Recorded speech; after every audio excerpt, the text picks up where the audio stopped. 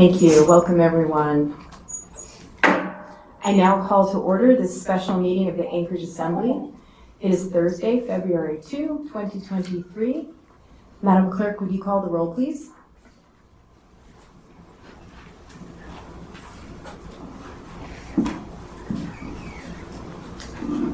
Yes, Madam Chair. Mr. Solt. Mr. Solt is excused. Mr. Perez-Verdia. Here. Ms. Stern. Madam Chair, we're checking Ms. Stern's emails. She may have asked to be excused, and I'll follow up with you about that. Thank you. Mr. Rivera. Present. Mr. Sweet. Present. Ms. LaFrance. Here. Mr. Constant. Here. Ms. Zolotel. Ms. Zalatel is excused. Mr. Cross. Mr. Cross is excused but will be joining shortly. Ms. Quinn Davidson. Ms. Quinn Davidson is excused. Mr. Boland. Happy to be here. Mr. Peterson. Present. And I will call for Ms. Stern again. Present. You have a quorum. Thank you, Madam Clerk. If you'd all please join me and stand for the Pledge of Allegiance.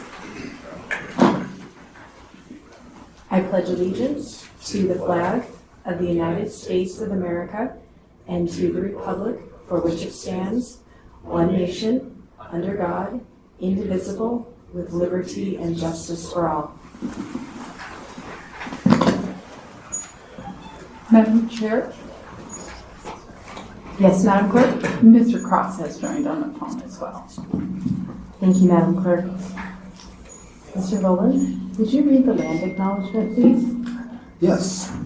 A land acknowledgement is a formal statement recognizing the indigenous people of a place. It is a public gesture of appreciation for the past and present indigenous stewardship of the lands that we now occupy. It is an actionable statement that marks our collective movement towards decolonization and equity.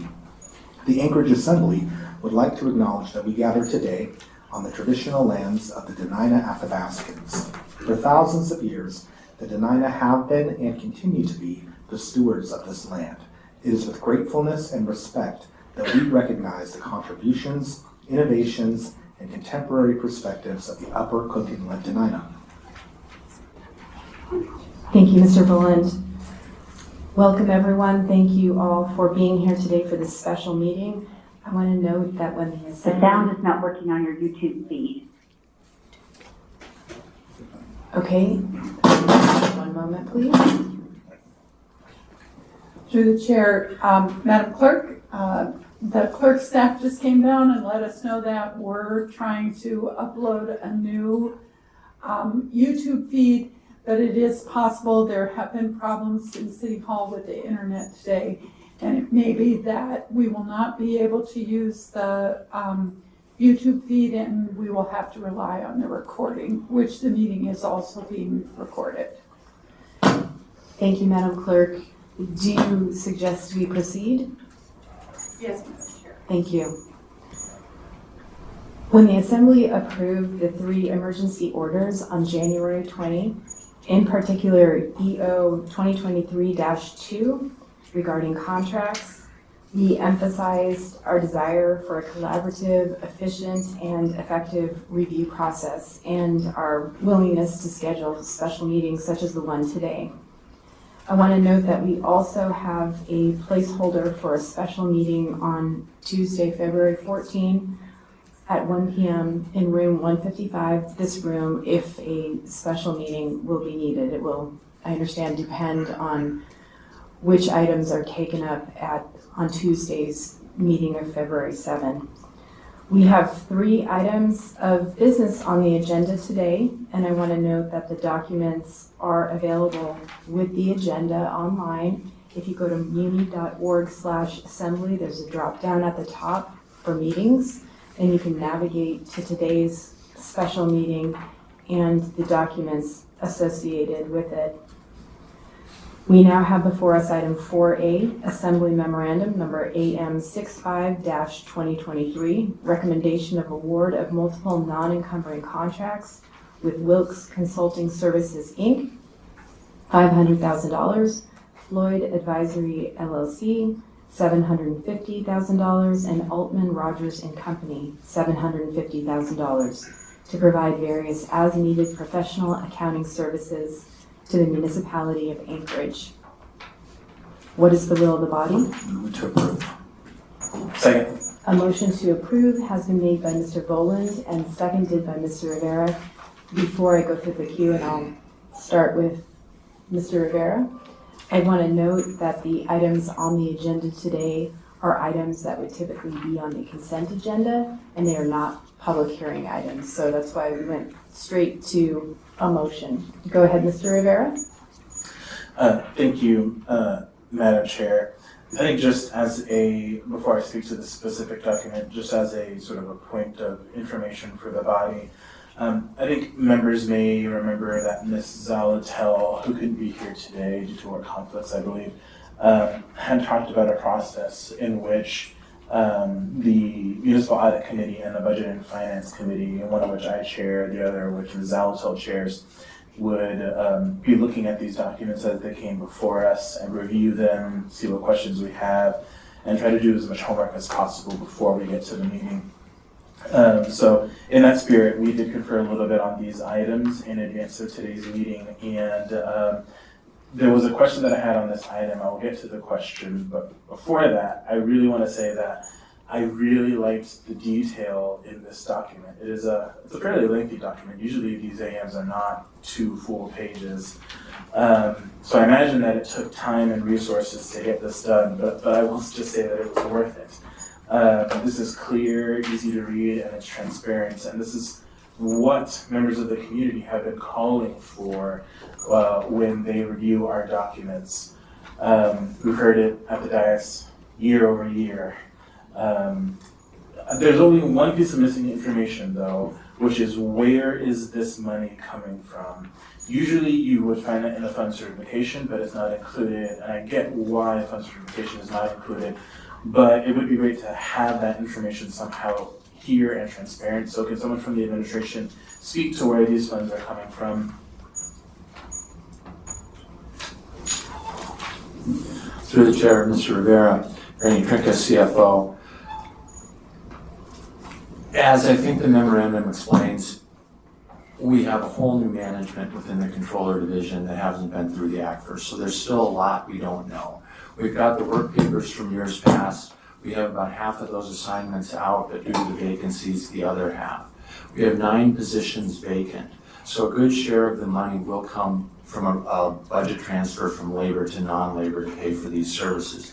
That may or may not cover it all. We may be back at first quarter revision or later with supplemental budget, because one thing that I have a high confidence of in about a month, as we proceed through the audit, we're going to come across something we never knew was there. And we're going to have to figure out how to do it. Now, whether it's $10 or $10,000 or $100,000 to fix it, it's unknown, and we'll deal with it as we come. A good share of it will be covered from labor. We don't anticipate spending all of it. It's a 3-year contract. You know, at a high level, 9 vacant positions. You know, at a fully loaded cost of $100,000 is $900,000. That can come out of the controller division. We are actively trying to recruit, but that's been difficult. I will note that these services can be utilized by any group within the municipality that has budget.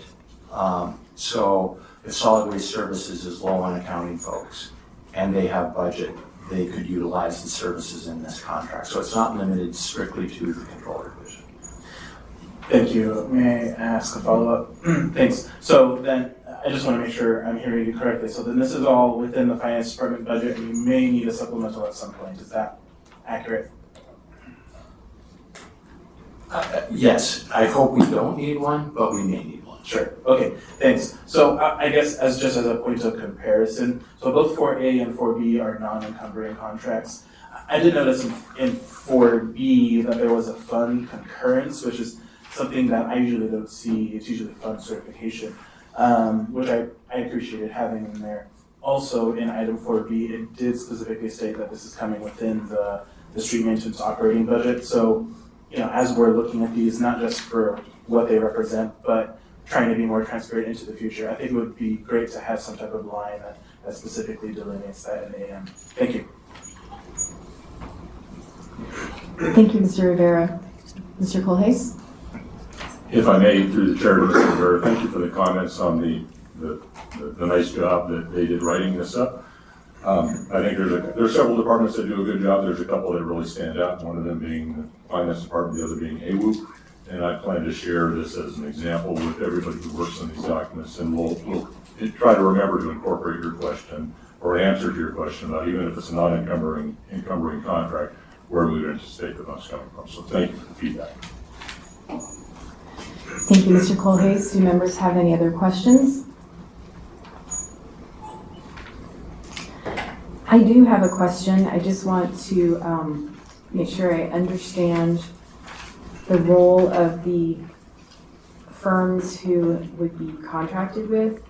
Are any of these firms, do they provide employment services in a way in which some of the persons who would take on this work might potentially be hired on as Muni employees? Like in some instances, there are personnel firms who can provide contract labor, and there is sometimes an opportunity to hire those individuals on at an additional cost. But I'm just curious if this is potentially part of these contracts. Madam Chair, it's not anticipated. We're with Altman Rogers for the GASB 87 specific work. It's a pretty high-level person that'll be doing the tasks, that lives out of state, works with 3 other communities in the state. Floyd Advisory does what's closest. They do contract controller work and that type of thing, but they're located in Boston and New York, have the ability to do remote work for us. Wilkes Brothers is a small consulting company with a specialty. I would love to find one. We don't have a do not poach in the contract, so if we find somebody, we'll do our best. Thank you. So it sounds like the intent is for these contractors to handle some of the specialized functions in the department and not replace municipal employees? There's no attempt in here to outsource any work. We have fully tasked existing staff. Any work that would be AMEA union work, we would be in full communication with the union to make sure that they cannot do the work. But most of the work that we see in here is management function and not union work. Thanks. And I will just note that I very much appreciate all your efforts to address this very pressing staffing issue. And actually, that's something Mr. Sweet had raised and requested a work session. We haven't talked about that yet, Kent, that possibility to discuss or to be briefed on what the administration is doing, what the mayor is doing to address these vacancies, because I understand they, if they don't get under control, they could have a crippling effect on the municipality in terms of receiving funds and carrying out essential functions. So I do want to state that I am very, very concerned about this state of the municipality, and I understand that, you know, this is not isolated. Other areas are having difficulty attracting and retaining staff, but it seems like it is very acute right now in the municipality, and I'm very worried about the additional cost to taxpayers that stopgap measures might incur. This is not something we have ever seen. I've been on the Assembly now almost 6 years, and this is a rather extraordinary measure. Though again, I do very much appreciate how all of you are very focused and trying very hard to address some of these crises, quite frankly. So thank you for that. Next is Mr. Presverdia. Thank you, Madam Chair, and I apologize. I had to step out, so if my questions cross over with what's already been asked. I just apologize in advance. I really want to understand what I'm looking at here. So essentially, we are severely understaffed and can't do the work that we would normally do within this department. The broadness of this is odd to me, in that it lists things that could possibly be done. Services may include, but are not limited to. And it's $2 million, and so I've never seen anything like this. Usually, it would be something to the degree you've said. We have this specific need. We're going to hire this specific firm to fulfill this specific need. But this reads to me as a very large check for 3 organizations, and not a lot of clarity as to why and to what specifically they are going to do for you.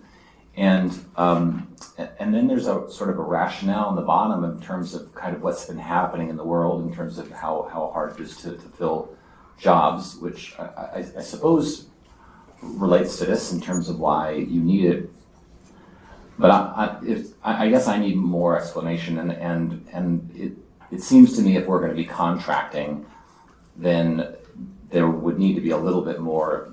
Here are the reasons we need the contractors. Here's specifically what they're going to do, and here's the scope that each one are going to do, and so that's the piece that I'm missing. This feels very broad and vague to me, especially for a price tag of $2 million. And the other thing I guess I would just add is the time frame on it. Did we just learn that we needed these? How long are these contracts for? I guess it does say in there. Does it? For a period performance of 3 years? So is the hiring problem we're having going to last for the next 3 years? So I know that's a lot of questions, sorry, but I'm kind of reacting to this, and I'd love to hear your thoughts about helping me to get more confident in why we're doing this. Thank you. Through the chair, Mr. Perdita, the work is broad, very intentionally, because as you know, I became CFO at the beginning of the year, have been acting since late September. We're learning what needs to be done. Since I arrived, the controller turned over, the assistant controller turned over. We've had some turnover that was in the works before I got here. So we're trying to figure out what needs to be done. We know things need to be done, like ML&P still has active SAP accounts that hasn't been addressed since the sale.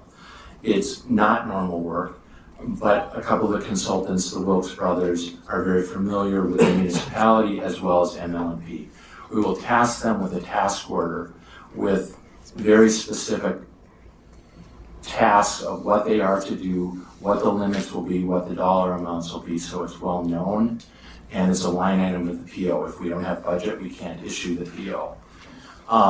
Should we find something anomaly in our audit that needs forensics accounting, we don't anticipate that, but we want to be able to have those services available should we need them as soon as we can, so we can get through the publishing of the AFR.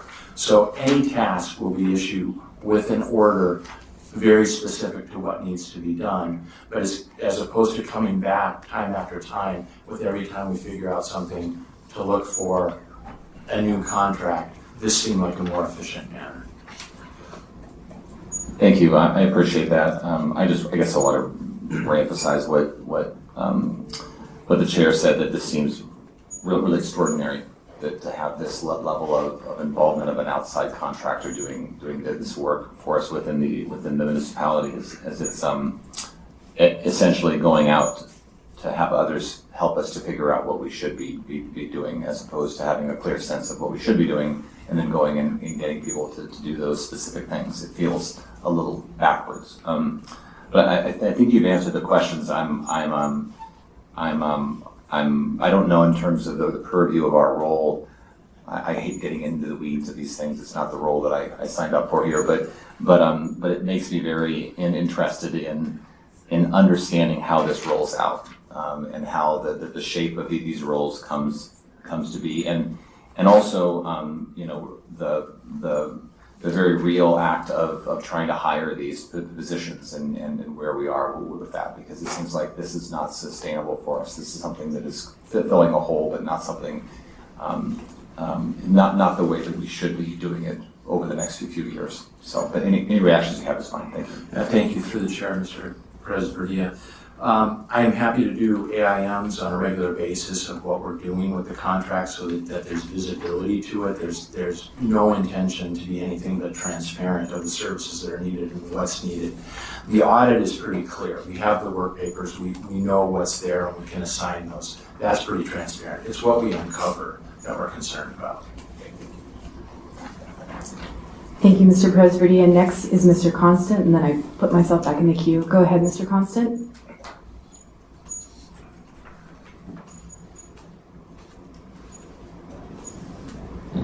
Mr. Constant?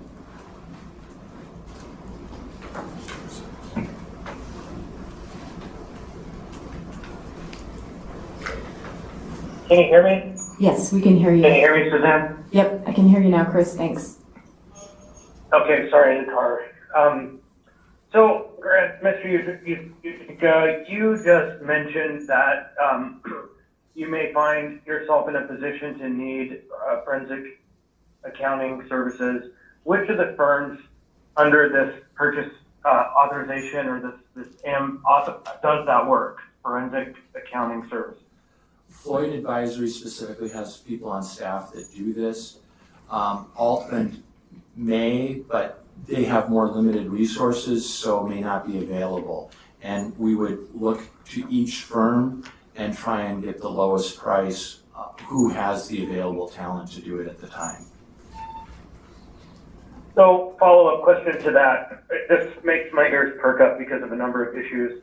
The CFO, much like the Department of Law, works on behalf of the municipality. So, my question in that context is, would it be your position that the Assembly, by majority, could direct forensic accounting services through this contract? As I stated earlier, any department within the municipality that has budget can take advantage of the services in this contract. So just to be clear, we're not a department, we're a branch, but I will take you at that. Sorry about the echo, and just say that brings me closer to wanting to support this because I believe we need some accounting, forensic accounting. Thank you, Mr. Constant. Go ahead, Mr. Colhase. Thank you, Madam Chair, to Mr. Constant and to the body. I agree with Mr. Utrenka. I don't know that there's any reason in my mind or in Grant's mind that we would not allow this, that this contract would not be used by the Assembly or any other department or entity that needs it in order to provide or acquire accounting services rather for the municipality. So we would support that. The only caveat, and I hesitate to bring it up, if there is some legal reason we couldn't do that, perhaps Mr. Gates could opine on that since Ms. Christensen isn't here. But in my experience with contracting, there's no reason that we would not, nor you could not use this contract for services that the Assembly may desire.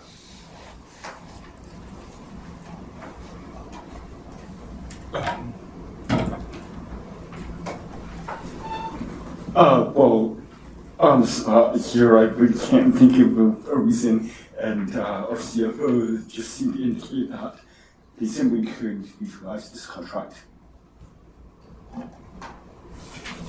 Thank you, Mr. Gates. Anything else, Mr. Colhase? I would just say we commit to making it available. Thank you. So I put myself in the queue just for a comment and questions.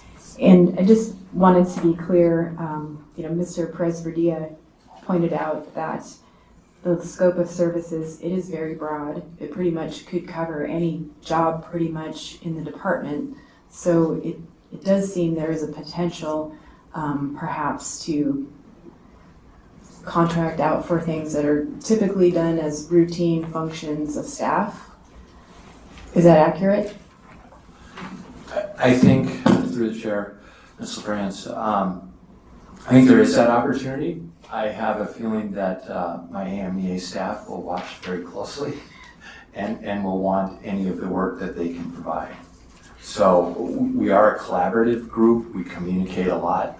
I don't see it being a problem, but there is that potential. Thanks. And I guess the other piece of it is, if you could speak a little bit to what you're doing to recruit staff, and again, it's unfortunate the mayor isn't here because I think many of us would like to hear from him directly what his plan is for addressing the staffing vacancies, but in your department, what will you do to concurrently work to fill those vacancies while you make use of these services? So we have actively posted for positions.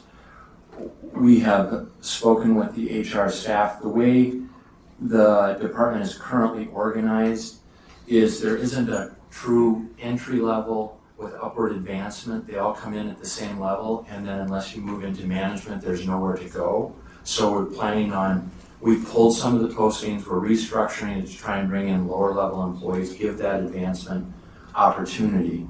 Degreed accountants are in very, very high demand right now.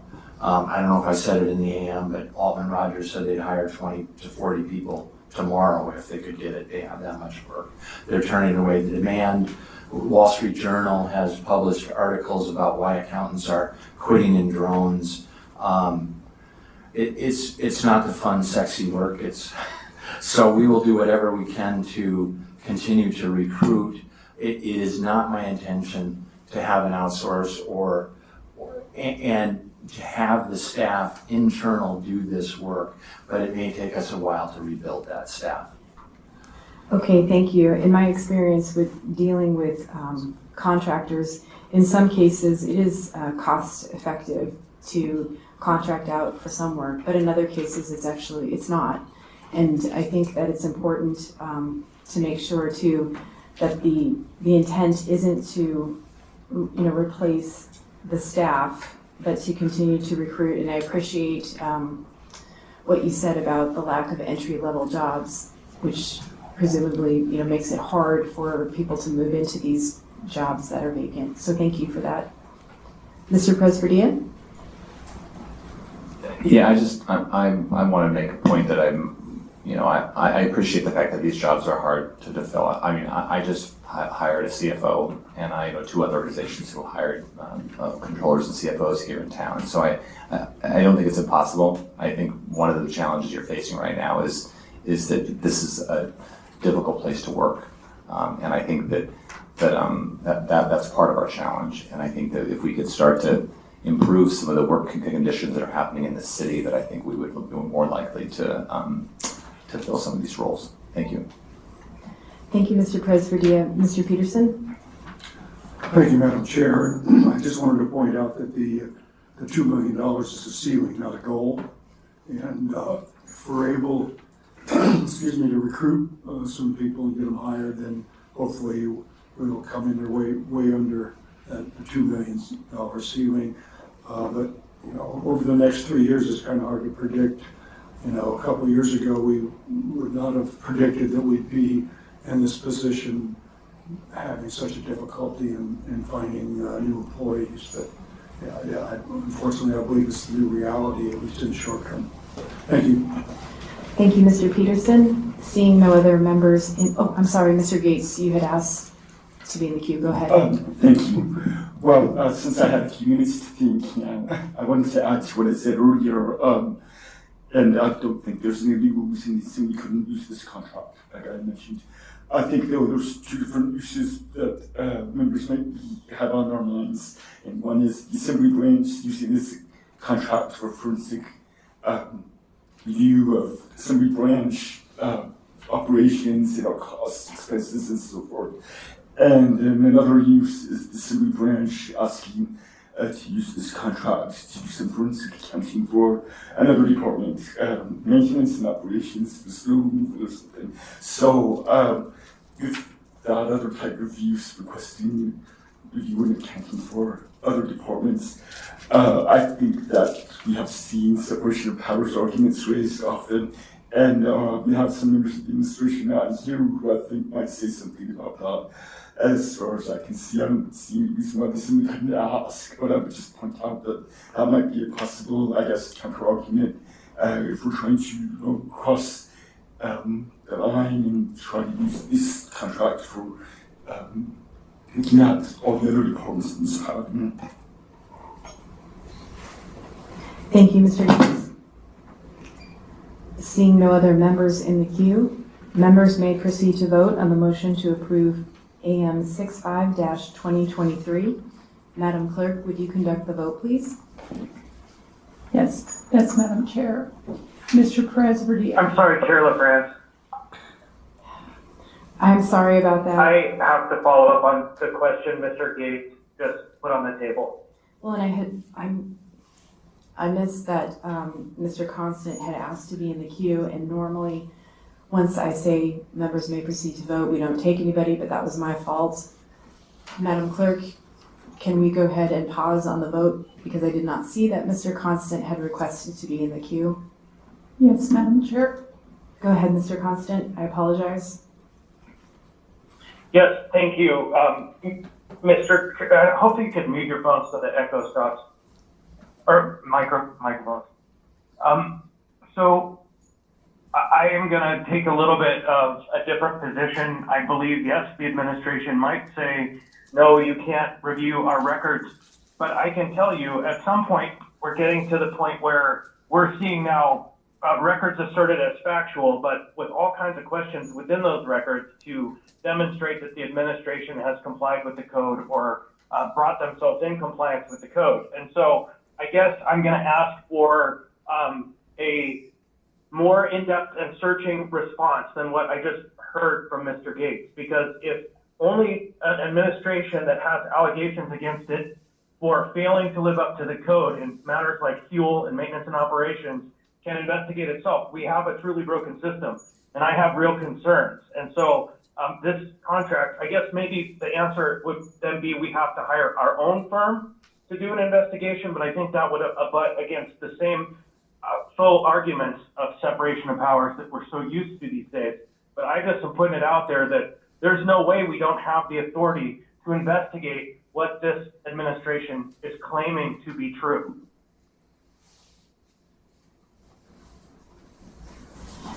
Thank you, Mr. Constant. And I'm just pausing to make sure I don't miss anyone else who had asked to be in the queue. I don't see anyone. Seeing no other members in the queue, members may proceed to vote on the motion to approve AM 65-2023. Madam Clerk, would you conduct the vote, please? Yes, Madam Chair. Mr. Perez Verdia. Yes. Ms. Stern. Yes. Mr. Rivera. Yes. Mr. Sweet. Yes. Ms. LaFrance. Yes. Mr. Constant. Yes.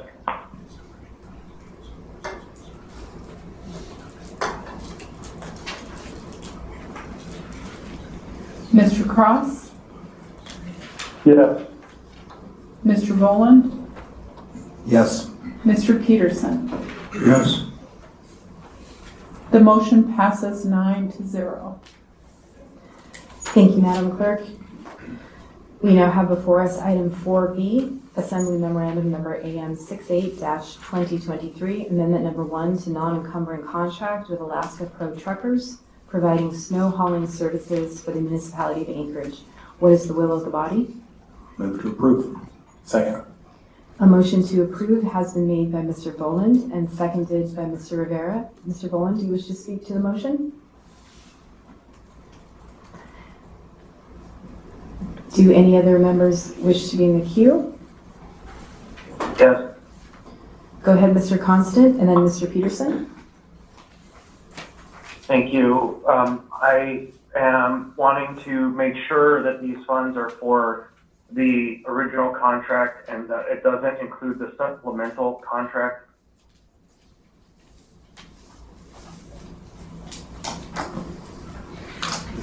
Through Through the chair, this is Lance Whipper, the Director of Economic and Community Development. These funds are for the single purpose to Alaska Pro Truckers for their original contract. This request is to give them more capacity within their existing contract. Thank you. Thank you, Mr. Constant. Next is Mr. Peterson, then Mr. Perez-Verdia. Thank you, Madam Chair. And I was just wondering, Mr. Colhase has an update on how many thousands of truckloads of snow that they have actually hauled this winter. I know it's a huge number at this point, probably. Thank you. Through the chair to Mr. Peterson, I don't have the exact number. I know as of late last week, it was in the range of 1.2 million cubic yards and several tens of thousands of truckloads. I can ask Mr. Jim Bells from Street Maintenance. He may have a more accurate number. I don't know if he's looked at his spreadsheet lately, but it's well over 1 million cubic yards, which I think, as I commented in an email to the body a few months ago, a cubic yard is a household washing machine. So 1 million washing machines hauled off the street, probably 1.2 or so by now. Thank you. Yeah, that created a pretty big pile. Thank you, Mr. Peterson. Mr. Perez-Verdia. Thank you, Madam Chair. Just a couple of questions. How are we assessing the effectiveness of the contractor? Is there a process that we're going through to determine how well that work is being done? And the one specific example I think that I have heard that is realizing there's an amazing amount of snow, and I think all of us can agree that this is an incredible job. But one of the things that I've heard a great deal about is a good example is when plowing the street, the line of snow isn't matching the lanes in traffic. And so what's happening is that you're driving down the road and you're in a lane, and then all of a sudden your lane begins to disappear because the snow is being plowed into your lane. And so now the car next to you, there's no place for you. And so now you're pushing the car to your right over. And it's true on International, it's true on A Street, it's true on a number of streets throughout Anchorage. So I was at a community council meeting last night in Spenard, and there was a great deal of concern about it. So as we're approving these contracts, I want to make sure, again, understanding there's an incredible amount of work being done, but just some of these seemingly small things can create a great deal of hazard. The other thing we've heard a lot about is because of the way it's being plowed, we're plowing it into the sidewalks and there's nowhere for people to walk. And so we have children and elderly people walking down the middle of the streets. So I think there's just I want to understand that as we're renewing these contracts, that there's an active conversation going on with these contractors to make sure that if there are things that they can do to avoid hazardous situations in our city, that we do that. Thank you. Through the chair, thank you, Mr. Perez-Verdia. This particular contract is related to hauling, not plowing. So as it relates to plowing practices, we would totally agree with you on the municipal streets. We have a planned approach where we're getting the streets and the pedestrian facilities at the same time. The streets that you just mentioned are not under our control, but we do try to work with the state on those. So we'd appreciate your support on this so we can make sure that our contractor can keep going tonight. It's really one of the reasons we asked the manager, and with the support of the administration, that we had this special meeting so that we didn't have to wait till Tuesday. We would have had to done this anyway through the regular contractual process. So we would appreciate your support so we could just keep them moving. Thank you. Thank you, Mr. Perez-Verdia. Mr. Boland? Thank you, Madam Chair. I think this amendment also, this goes to Member Constant's question. It was brought up at our meeting on January 10th that now we have two different contractors performing this work, and one of the potential issues would be that they would be essentially poaching trucks from each other if one was being paid at a higher rate than the other. So is this in response to that? Does this address that? I have some email correspondence here saying that the Assembly's expression in Assembly Memorandum 38/2023 that contractual rates for Alaska Pro Truckers, which is this, and the other contractor be the same, was advisory and does not require us to amend the contract, which I think is interesting. But is that concern addressed by this? Through the chair, Mr. Volan, the pay scale in which both the supplemental contract and this contract, this proposed change does not change the pay scale, the pay rate. The supplemental contract was bid competitively, and the person that won it proposed a particular price. They won that contract through that competitive process. The rate happened to be higher. This particular contract was awarded earlier, again through a competitive process. The rates in which they bid that were agreed upon, and so we're continuing those rates at the original rate of the original contract amount. Again, this is just to allow them, the original contract only gave us authorization to go up to a little more than 2 million. We'd like to go higher than that so we just need more authority at the same rate.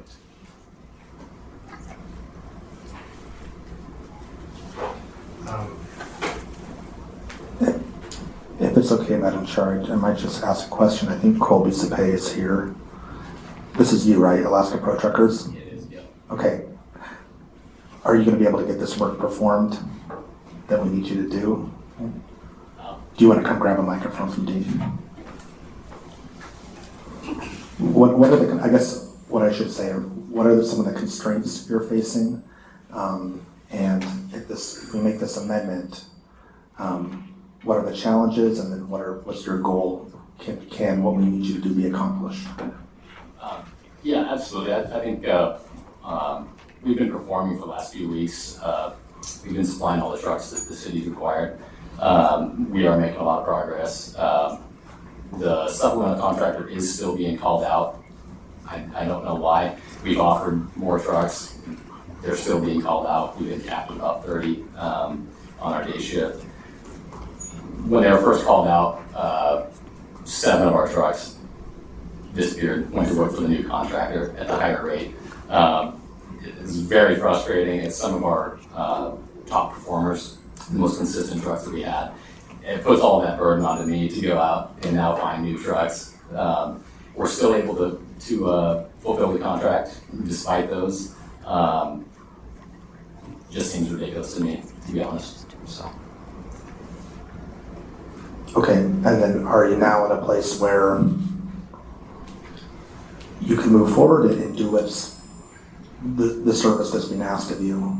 I believe we are. The pressure's off, the emergency seems to have subsided. The challenge that we see now is that because the rates have all increased across Anchorage on the private side as well as the public side, it's going to be a little bit more competitive. I don't know what's going to happen once we get another large snow event, because that private sector we may run into that same issue that we had in December, where there's so much private work, the truck drivers find it more cost effective to go work somewhere else for 3 weeks or something like that. So we may be in that situation again. I believe that once we have them, we are offering them consistent work, and we should be able to keep them, especially with the numbers we have now. I think we're supplying around 60 as of now between the 2 day shift and night shift. That's our capacity as of now. Okay, thank you. That's helpful. Thanks, Madam Chair. Thank you, Mr. Boland. Next is Mr. Constant. Thank you. I am pretty concerned about how the administration interpreted the language that we put forward as kind of an option. It was definitely a statement of our position. We put it in the language we did, respecting the separation of powers, but clearly there was no respect from the other branch to the intent of the assembly. And it feels, I'm just going to say this on this record for whoever is listening in the future, that this whole response has been punitive to this contractor, and it feels pretty aggressive. And if he were a Muni employee, I would argue he should have whistleblower protection because of the gamesmanship that's been going on with this contract. And it's unsettling to me that when the assembly makes a clear position that says this is what we'd like to do out of simple fairness, that the administration decides for their own reasons on the back end that they aren't going to do it. And so that is, in a broad sense, the continuing relationship that the administration, how the administration is conducting itself is that the code is a suggestion, the law is a suggestion, the Assembly's resolutions are a suggestion. And so it makes it very hard to act in any manner in relationship to this government because it's not a good faith government.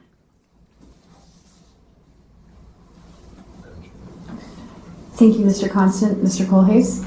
Thank you, Madam Chair, to Mr. Constant and I guess to the body.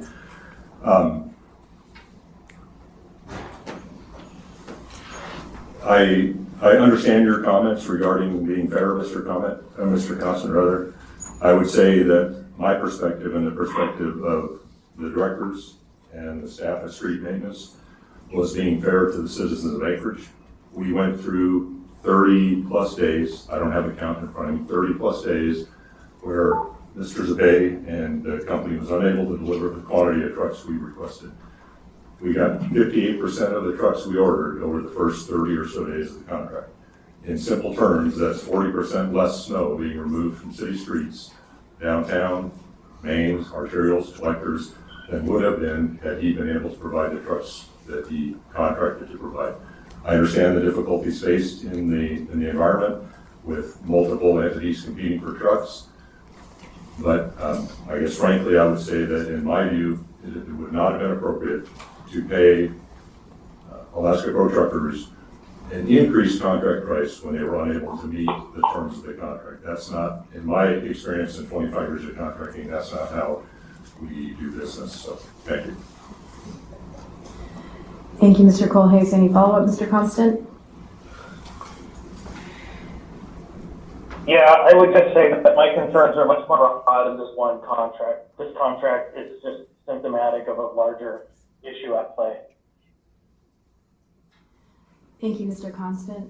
I put myself in the queue with two questions, and one that has come up before and was raised by a member of the public, and that's a question regarding, is there a conflict of interest with an individual who is listed online as an owner? And that would be the SWS director, Mr. Zapay. Ms. Christensen? Thank you, Ms. Chair. Dan Zapay, the general manager of Solid Waste Services, has disclosed his ownership. That has been presented to the Ethics Board. The Ethics Board has cleared that conflict. Thank you, Ms. Christensen. My second question has to do with the supplemental snow plowing solicitation, and just so I understand how this all works, and I know you were speaking to some of that earlier, I understand that there was a solicitation on January 4th of this year for supplemental snow plowing and hauling, and that there was a low bidder for 1.4 million, and it hasn't been awarded yet. And I understand we haven't seen an AM yet, and if that award is approved, or I'm not sure the status of it, will there be enough money to fund it? I see some looks. Ms. Christensen? I'm sorry, do you have, you said there was an ITB. Do you have the number for the ITB possibly?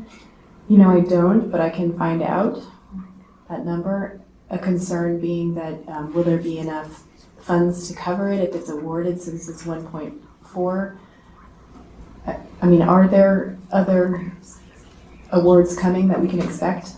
Through the chair. Through the chair, we issued an ITB on about the date you talked about, and that I believe we issued it at $1.4 million, and we brought that to the body at perhaps the meeting of January 10th, and it was reduced to $540,000, I think, and that contract was awarded. There's no other contract that's pending award that I'm aware of. Okay, thank you very much. Mr. Constant, did you ask to be put in the queue? Yeah, thank you. Just to your previous question and the response from the municipal attorney, not only did the ethics board have its review, the matter was discussed and brought forward at an assembly meeting when the initial contract was awarded, and the assembly also made the determination that the conflict was not a significant conflict. Thank you, Mr. Constant. I appreciate that. And I will just add that I think it's important to redisclose when questions arise concerning the role of individuals and appreciate what you said, and also Ms. Christensen. Do any other members want in the queue? Actually, before we move on, may I have a motion to extend? I didn't think we had an end point set, but can we extend to 1:30? Move to extend to 1:30. Second. 2:30. Or 2:30. 2:30. 2:30, so. Moved by Mr. Boland, seconded by Mr. Peterson, seeking unanimous consent. Hearing no opposition, we're extended until 2:30. Go ahead, Ms. Christensen. Thank you, Ms. Chair. I just wanted to say that I just talked to the purchasing director, and it looks as though the January 4th ITB was Northern Gravel, who was awarded the supplemental contract. Thank you, Ms. Christensen. Seeing no other members in the queue, members may proceed to vote on the motion to approve AM 68-2023. Madam Clerk, would you conduct the vote, please? Yes, Madam Chair. Mr. Perez Padilla? Yes. Ms. Stern? Yes. Mr. Rivera? Yes. Mr. Sweet? Yes. Ms. LaPrance? Yes. Mr. Constant? Yes. Mr. Cross? Yes. Mr. Boland? Yes. Mr. Peterson? Yes. The motion passes 9-0. Thank you, Madam Clerk. We now have before us item 4C, Assembly Memorandum Number AM 69-2023, request to exercise both of the 1-month extension options for PO 2022-003076 Cemetery Winter Burials with Chugach Yard Care. What is the will of the body? Move to approve. Second. A motion to approve has been made by Mr. Perez-Verdilla and seconded by Mr. Peterson. Mr. Perez-Verdilla, did you want to speak to the motion No. or kick off any questions? I will turn to the administration to provide an overview and explanation of why this item is before us. Sure, thank you, Madam Chair. I thought I'd go through just a brief backstory to understand the significant, at least percentage-wise increase. It's not an enormous dollar total, but to understand the story of how we have arrived in the situation we're in as we asked to raise the limit on this contract. So at the end of November, our contract with Yard Chief, which is the outfit that was doing burial services and landscape maintenance at Anchorage Memorial Park Cemetery, came to a conclusion. And we had elected to seek a temporary contract for burial services during the winter. And what we had initially got was a $5,000 contract intended to cover the month of December. And things were busier in December than we anticipated it would be. The contractor performed the burial services as work came in, and ultimately there was $8,500 in work performed by the contractor in December. While this was happening, we were working to get a new permanent or multi-year contractor in place for, again, both burial services and landscape maintenance. And we've had trouble getting bids. We've had, in our attempts, we've had one contractor submit a bid. It was about 50% higher than we expected it would be. Problematic in that it doesn't fit within our budget, and it causes us to essentially become creative in trying to figure out how we can perform the service and meet community expectations, but still fit within our budget, which hasn't changed. What we are in a situation of now, and today we've been scrambling a bit, and actually I'd like to make a change order to what you have in front of you. What we're asking for, or were just recently, is $25,475 to raise the limit of this contract. However, understanding really the timing of what getting a new contract in place will entail at this point, we'd like to raise it to $45,000. So there's a request to the Assembly for an amendment to amend AM 69-2023 to increase, is that the total dollar value of the contract to $45,000? That's correct. And I brought a paper copy I can distribute to everyone present, but this is something we've just done here. Okay, so the total would be $45,475.52. I'm just repeating it so that if there's a member who wants to move the amendment, and it would increase it by 40,000 instead of 20. From the original. Now, there's been one amendment along the way. This is amendment number 2 to this contract. But yeah, overall from the original, it would raise it 40,000. Madam Chair, I will make that motion. Second. Mr. Presverdia has moved to amend AM 69-2023 to increase the total dollar value of the contract to $45,475.52. It's been seconded by Mr. Boland. Any discussion on the amendment? Is there anything further, Mr. Braniff, you wanted to add about the amendment?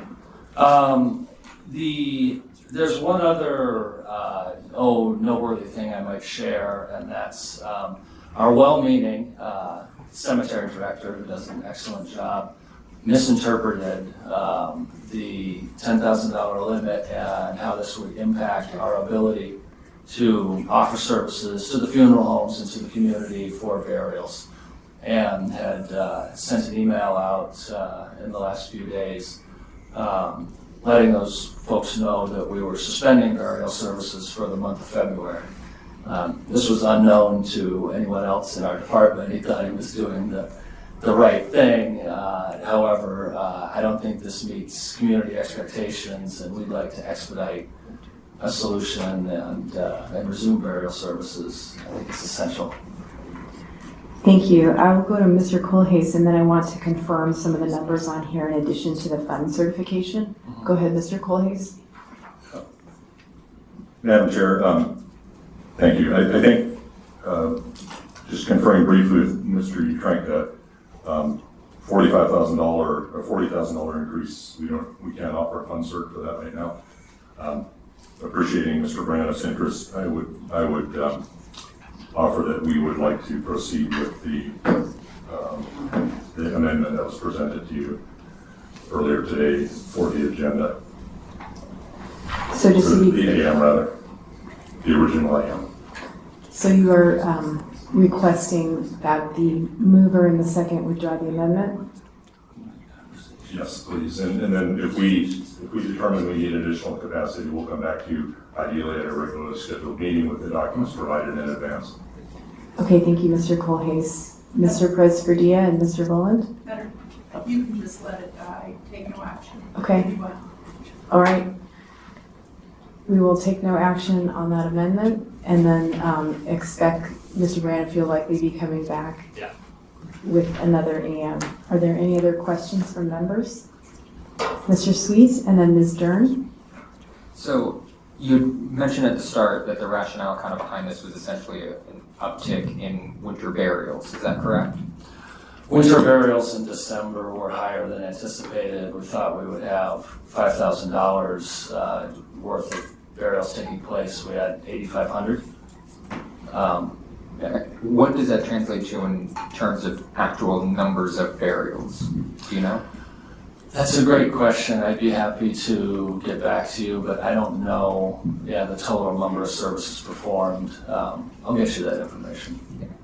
It's just more personal curiosity than anything. I know at Angelus in November and December, I think we had 3 or 4. So I'm just curious, but also that's a different cemetery, different financials and things like that. So just more personal curiosity than anything else. Obviously, summer burials skyrocketed these last couple of years, but for winter services to increase just kind of sets off some alarm bells in my head, but that's all. Thank you, Mr. Sweet. Next is Ms. Dern and then Mr. Constant. My question is sort of similar. Thank you. My understanding is that you insulate graves, and do you have a number of graves that we insulate ahead of time? I mean, is there an average number of burials? And so could you speak to that at all? Yeah, I think it varies from month to month. I know that we insulate, going into winter, approximately 80 grave sites. And historically, that's been a number that's given us the capacity to not have to turn folks away. So I don't know, that's probably average and a standard deviation from the mean or whatever that. But so we've exceeded that number? No, we haven't exceeded that number. We have in-ground capacity currently. Thank you. Thank you, Ms. Dern. Next is Mr. Constant. Thanks. I guess I just want to use this opportunity to underscore the breadth of services the Parks and Rec Department provides to the community. This one's pretty essential. Thank you, Mr. Constant. Mr. Colhase? Thank you, Madam Chair. I agree with Mr. Constant's comment, and I just want to mention that Daryl Hess contacted me last week expressing interest in this as well. He's been receiving comments or calls from members of the community, and ultimately we want to be able to provide a very respectful and timely service to people who are in bereavement. So thank you very much. Thank you, Mr. Colhase. Are there any other members? Mr. Rowland? I'll just say, I'm sorry, Mike, that we had to let your amendment about cemetery winter burials die, but I support the original memorandum. Thank you, Mr. Rowland. And everybody's been so good so far. Actually, I just take this opportunity, going off of what Mr. Constant said about the breadth of work that the Parks Department does. Thank you for that. This is definitely an essential service, and I appreciate, Mr. Brandon, that you'll be getting the word out to some folks who thought that the cemetery would be closed. I would also say that I hope too that we will have more discussions about cemeteries within the municipality, because as we found out earlier in the year during the budget, moving towards a cemetery in Girdwood and Eagle River and perhaps addressing as an area-wide function might be something that we want to keep talking about. I have 2 other members back in the queue, and Mr. Dranko, you wanted to... We may be able to resurrect the dead and I can now fund certify it. Okay, we'll come back to that. Mr. Sweet and Ms. Dern? To clarify for the record, I don't work at Angelus Memorial Park currently. That's all. Thank you, Mr. Sweet. If folks on the phone could please mute. Ms. Dern? Along those same lines, I used to work in an organization that did winterized graves. I haven't worked there for many years, but I'm familiar with the process, so I just wanted to disclose that. Thank you. And we do have an amendment still on the floor. What's the status?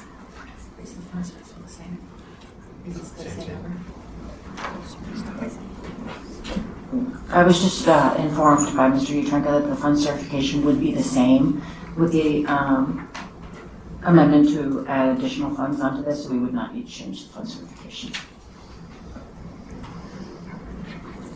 And just to make sure that I understand which numbers would be changing with this amendment, on line 6 in the subject $20,475.52 would go up to $40,475.52.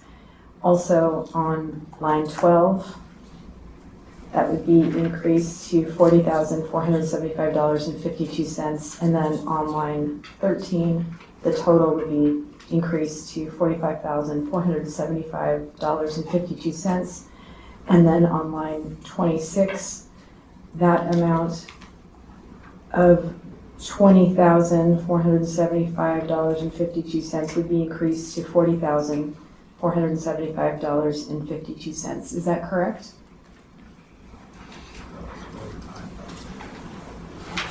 For that last number, $40,475.52 increased by 20,000, and that original 5,000 was presumably fund certified out of the 2022 budget. Is that correct? Madam Chair, I wasn't sure what the exact number was, so I confirmed with my staff that up to 46,000 could be fund certified. Madam Chair, just a point of information, I think it's the 2023 budget. Yes, the original amount to be fund certified was $20,475.52. I had assumed that meant that $5,000 was fund certified in 2022, and that the new figure on line 26 would be the $40,475.52 and not the $45,475.52. But hopefully someone here from the administration can confirm. Through the chair, I will try. My understanding and my belief is that the $5,000 was 2022 funds. There's no need to fund certify that. That was in the existing contract. The amount we are requesting now in the amendment is the grand total would be, the total of the amendment would be $40,475.52 in the locations you noted. And those would all be 2023 funds. Thank you, Mr. Colhase. Do members have any questions about the numbers on the amendment? Okay, seeing no other members in the queue, members may proceed to vote on the amendment. Madam Clerk, would you conduct the vote, please? Yes, Madam Chair. On the amendment, Mr. Perez-Verdilla. Yes. Ms. Stern. Yes. Mr. Rivera. Yes. Mr. Sweet. Yes. Ms. LaFrance. Yes. Mr. Constant. Yes. Mr. Cross. Yes. Mr. Boland. Yes. Mr. Peterson. Yes. The amendment passes 9-0. Thank you, Madam Clerk. We are now back on the main motion as amended. Is there any further discussion? Seeing no members in the queue, members may proceed to vote on the motion to approve AM 69-2023 as amended. Madam Clerk, would you conduct the vote, please? Yes, Madam Chair. Mr. Perez-Verdilla. Yes. Ms. Stern. Yes. Mr. Rivera. Yes. Mr. Sweet. Yes. Ms. LaFrance. Yes. Mr. Constant. Yes. Mr. Cross. Yes. Mr. Boland. Yes. Mr. Peterson. Yes. The motion passes 9-0. Thank you, Madam Clerk. We are now on audience participation. Are there any members of the public who wish to participate? If so, please come forward. And if you want to come over here to this microphone, I will set a timer for 3 minutes.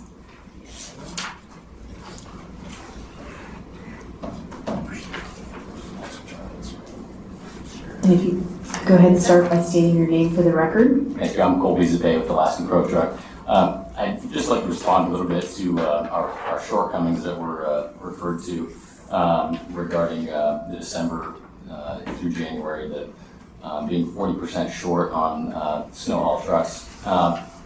So the McKenna trucks were brought in, 15 trucks to be exact, on the night shift.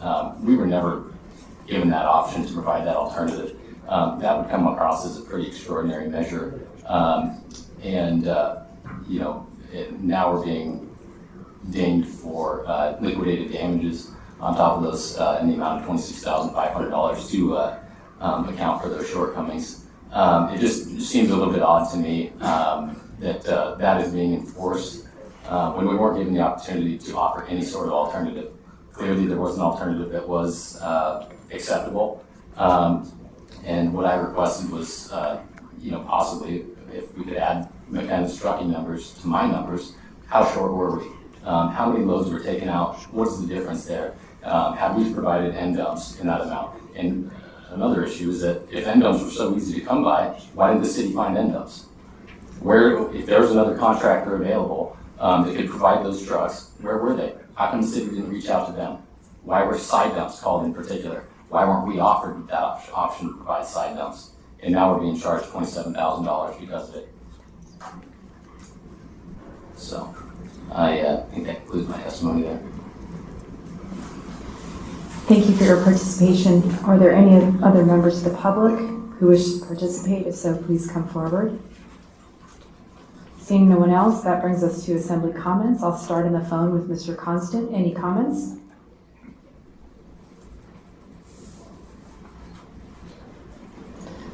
Mr. Cross, any comments? I'm sorry. Is that Mr. Constant? Yes, it is. My phone keeps muting for some reason. What I was going to say is, in November of 2018, I went to Hawaii, and when I was here, a terrible earthquake happened. And this morning I woke up and had PTSD. And everybody stay safe. Thank you, Mr. Constant. I think there was a 5.0 earthquake this morning. There was. Thankfully. Mr. Cross, any comments?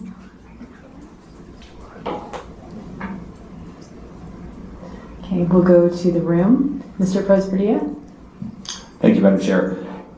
Just a reflection that if such a vital department within our municipality has such significant vacancies, especially vacancies of positions that are so important, it really begins to concern me more and more. What do other departments look like right now? And so I'm becoming more and more curious about what other departments are having to contract out or are simply not able to fulfill the role that they're supposed to play. So I think this is something we really need to look into more and ensure that if there's something the Assembly can do to make sure that the important work that the city is getting done, that it is getting done. Thank you. Thank you, Mr. Prosperdia. Mr. Peterson? Well, thank you, Madam Chair. And I remember that there's something in here that said that even the upcoming accounting graduates from UAA are getting 3 job offers per graduate. And so if there's someone out there who's trying to decide what field to go into, if you're into numbers, it seems like the accounting field might have openings available in the future. Thank you. Thank you, Mr. Peterson. Mr. Sweet? No comments. Thanks. Thank you, Mr. Sweet. Ms. Dern? No comment, thank you. Thank you, Ms. Dern. Mr. Boland? No comments, thank you. Thank you, Mr. Boland. And I understand we have Mr. Rivera still on the phone. Any comments, Mr. Rivera? Thank you, Madam Chair. No comment. Thank you, Mr. Rivera. And from me, thanks everyone for being here today, and thank you to the administration for the collaboration. I do share the concerns raised by Mr. Prosperdia and other members about staffing. I know that the health department is low and some critical positions are vacant. We know that the library has been low for a long time.